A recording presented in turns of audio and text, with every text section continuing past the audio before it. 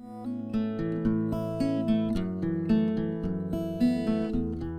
you grew up in Wales, it makes you understand what being an outsider is like.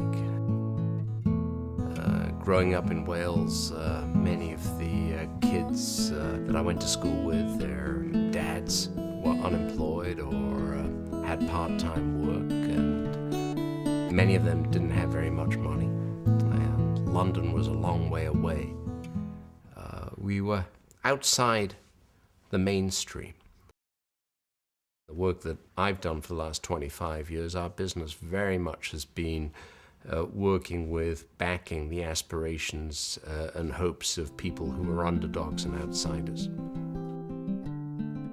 The business that I'm in today is always about a journey of the impossible, and starting with a handful of people, and a handful of people, though many years later they may become famous and decorate covers of magazines, at the time that we start working with them, they're unknown.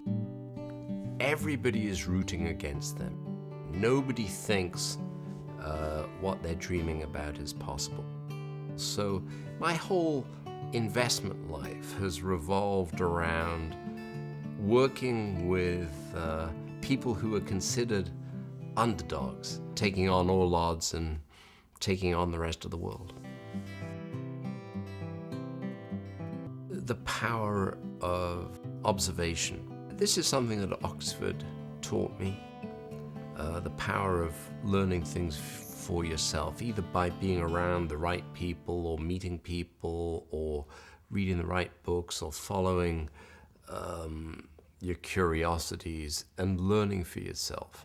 Oxford brought me into contact with a cross-section of people, and a very rich cross-section of people. There were people from outside the United Kingdom. There were all these people from London. There were people from Scotland and the United States and Rhodes Scholars. I just got the sense that there were so many currents. I had got highly engaged and engrossed in student journalism and spent a lot of time on one of the university magazines, ISIS. And that experience, I knew at the time, was different, and it opened my horizons and allowed me to imagine starting things afresh. When you're a student, or for that matter, I suppose any magazine editor, and you're thinking about your next magazine issue and it's got 32 blank pages and you have to fill it, it makes you think in perhaps creative ways. And I liked the thrill of and excitement and challenge associated with doing that. People sometimes ask me, why did Harriet, my wife, and I give this gift to Oxford? I think it's an expression of the gratitude that I certainly feel for an institution that changed my life and made everything else possible. I wouldn't be sitting in the place that I am today, or have had the experiences that I've been fortunate enough to enjoy in the last 30 years, were it not for my time at Oxford and the springboard that it gave me for the rest of my life. We have a commitment to Oxford. It was expressed through this gift, and now I'm very eager to see the impact and the effect that our gift can have, both for the particular purposes and causes for which we gave it, but also to see if we can encourage others to follow and do similarly. I think of it very much like investing in a company.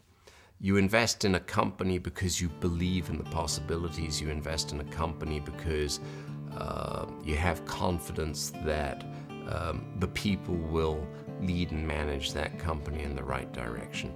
We gave our money to Oxford because we have confidence in its leaders' desire to maintain a very high level of education. We have confidence that the university will manage the money that we gave in a wise and prudent fashion. And for us, being absolutely certain that our money was not going to be eroded by the corrosive powers of inflation, but would be preserved and its spending power enhanced over time, was a very important aspect of the gift, and we wouldn't have given a penny had we not felt that was the case. I'm lucky enough to have a front row seat to watch the world changing in front of my eyes, and to be able to participate at the fringe is wonderful. And today, as we work not just in Silicon Valley, but in China and in India, these are new horizons, new adventures, new possibilities.